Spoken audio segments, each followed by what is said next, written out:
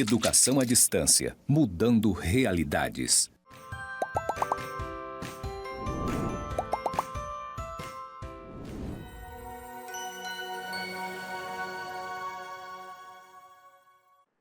Olá, sejam muito bem-vindos à aula de número 3 da disciplina de Metodologia do Ensino da Língua Portuguesa. Eu sou a professora Ana Cláudia e vou fazer minha audiodescrição. Eu sou uma pessoa branca, dos cabelos cacheados em tons de dourado, tenho a estatura mediana, uso óculos, estou vestindo uma camisa branca com uma saia longa em tom verde claro. Estou aqui no estúdio de gravação do campus Porto Velho, Zona Norte. Atrás de mim eu tenho uma parede branca com os conectores cinza e ao meu lado eu tenho uma parede branca com letras verdes escritas EAD, mudando realidades. Bom, na nossa aula de hoje nós vamos falar um pouquinho sobre práticas pedagógicas. E aí, será que existe fórmula para ensinar a língua portuguesa? Será que eu vou dizer essa fórmula para vocês? Bom, se existe essa fórmula, eu não sei, mas eu vou proporcionar nessa aula algumas reflexões sobre o ensino da língua portuguesa. Vamos lá? Então, nesta aula você vai refletir sobre práticas pedagógicas do ensino da língua portuguesa, considerando os principais tendências e pressupostos teóricos metodológicos que orientam a formação de leitores e produtores de textos críticos desde os anos iniciais da escolarização. Ao longo do encontro, nós buscaremos compreender como essas práticas podem ser planejadas e aplicadas de forma significativa, sempre em consonância com a BNCC, com os PCNs que orientam a prática docente no Brasil. Então, ao final desta aula, você vai compreender as principais tendências pedagógicas do ensino da língua portuguesa e seus fundamentos teórico-metodológicos, reconhecer diferentes práticas pedagógicas voltadas à leitura escrita e à oralidade no ensino, Fundamental 1, explorar o potencial das tecnologias digitais com apoio à leitura escrita e oralidade. Então, vamos lá. As tendências pedagógicas no ensino da língua portuguesa. Então, começando com a tendência tradicional, essa daqui todo mundo já conhece, né? Já teve contato em algum momento. É aquela tendência que está centrada na norma culta e na gramática normativa. O foco está na correção gramatical e na memorização de regras. E o professor, como é que está aí nesse processo? Ele é a figura central do processo, é o transmissor de conhecimento. Então, essa tendência é a mais conhecida que tem, eu nem vou demorar, né, nela.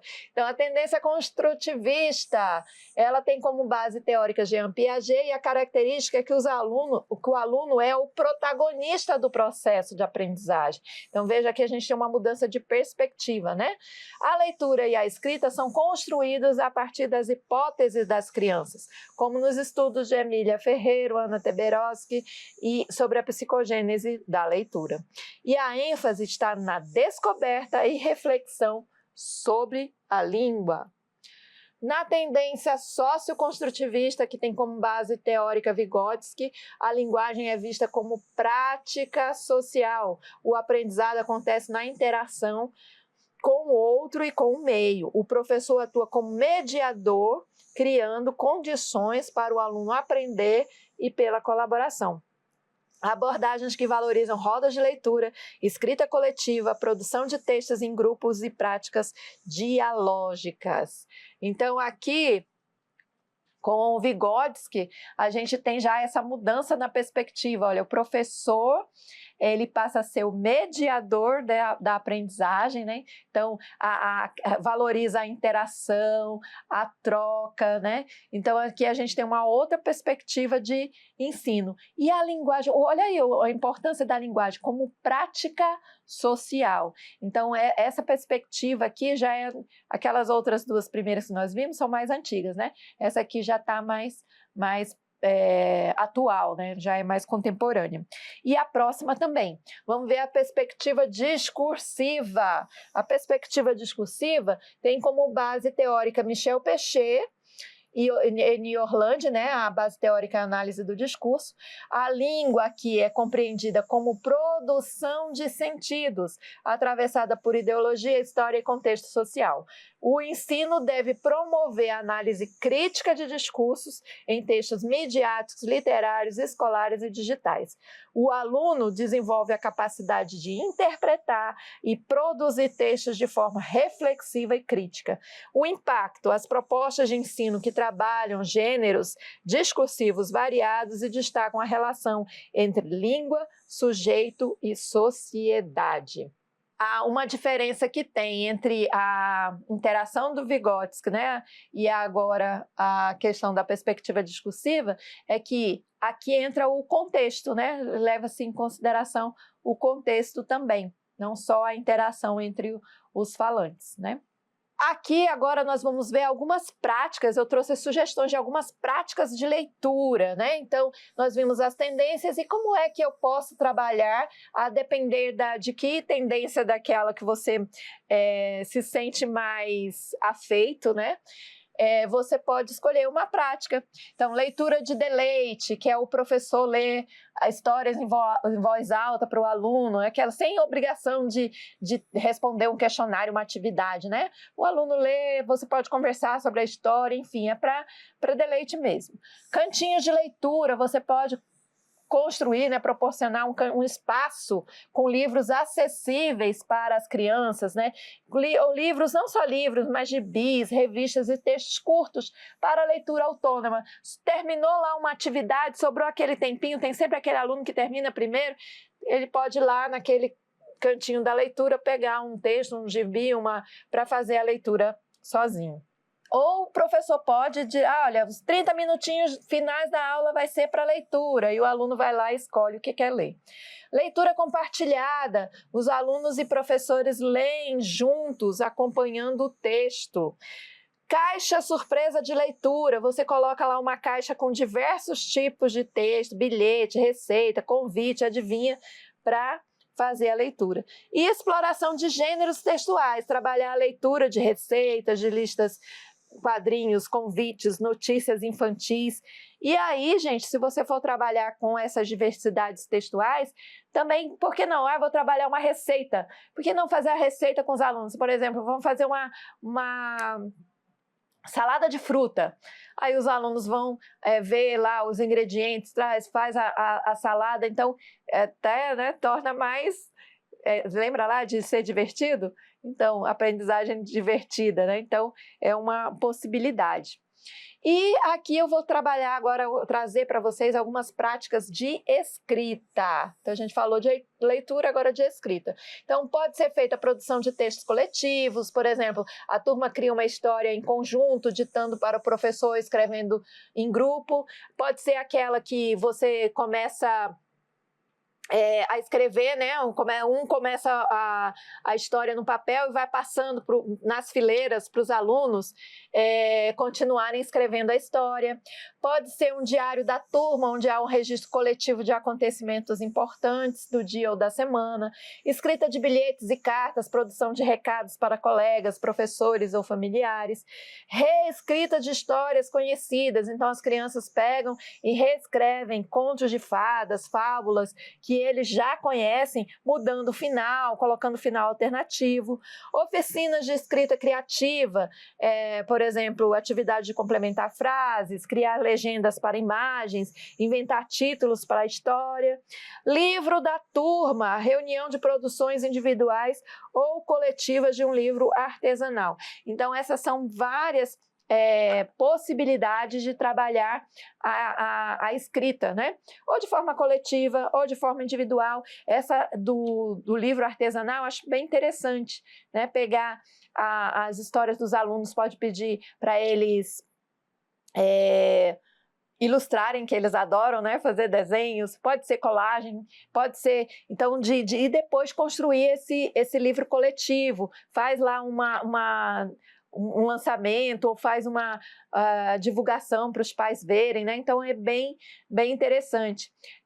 A questão dos bilhetes, troca bilhete de uma turma para outra, ou de uma cartinha, né? Isso também é bem interessante, porque eles vão, bem estimulante, porque eles vão ver que aquele texto ali não vai ser corrigido só pela professora para dar nota, não. Outra pessoa vai ler, aí ele precisa caprichar na letra, no que tá, pensar muito bem no que está escrevendo, né? Então, fica uma coisa mais significativa, fica num contexto real, é um texto para comunicar mesmo com alguém, não é só para artificial, só para tirar nota, né? Então, fica potencializa, né, dessa forma o aprendizado.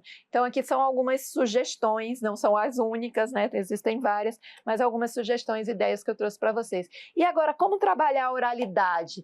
Como é que eu posso fazer isso? Aí eu trouxe algumas propostas, ó. Roda de conversas, você vai promover momentos em que os alunos compartilham experiências do cotidiano, por exemplo, o que aconteceu no fim de semana, alguma coisa interessante lá com a família, brincadeiras, enfim.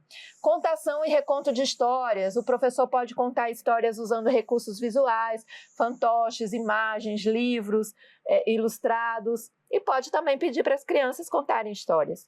Jogos da oralidade, por exemplo, telefone sem fio, que é bem interessante, né? Isso aqui é velho, antigo, mas é uma atividade assim que é sempre bem divertido de fazer, né? O telefone sem fio. Completar a frase, história coletiva, oral, né? Construída oralmente. Dramatizações, encenação de fábulas, contos infantis ou até situações do cotidiano escolar. Então, trabalhar com dramatização é bem interessante. Entrevistas, que eles possam entrevistar colegas ou familiares sobre temas simples, como, por exemplo, profissões, brincadeiras preferidas.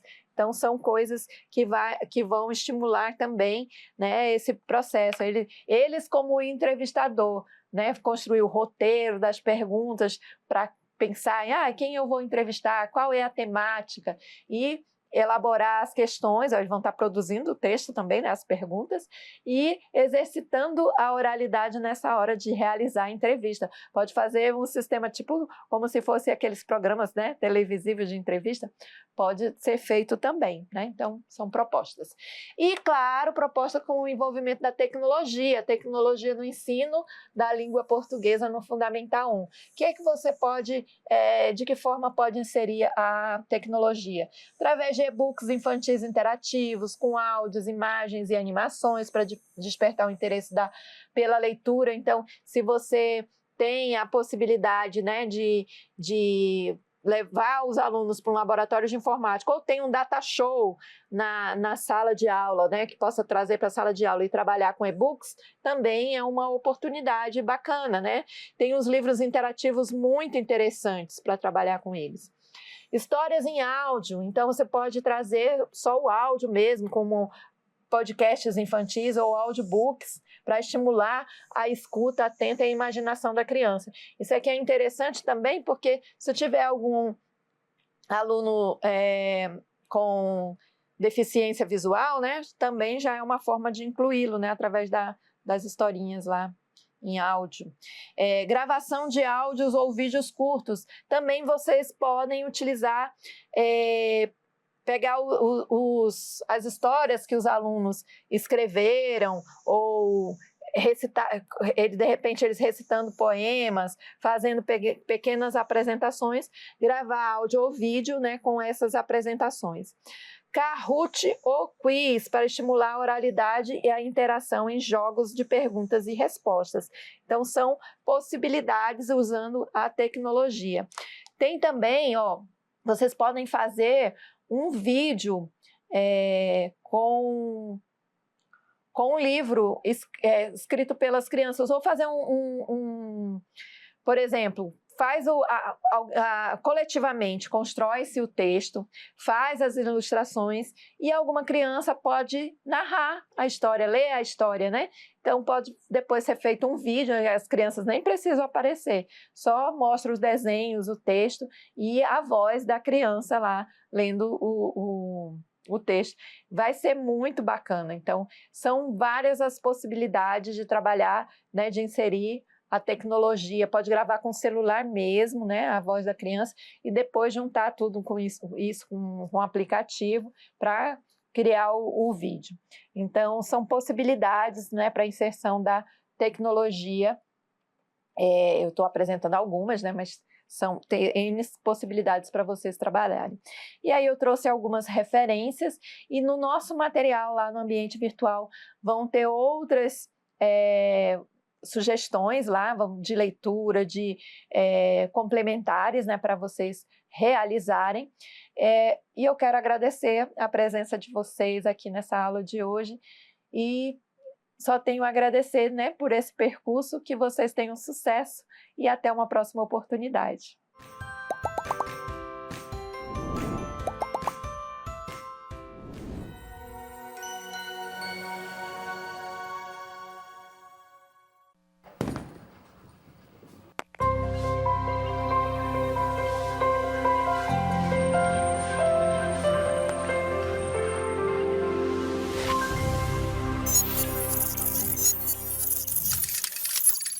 Educação à distância, mudando realidades.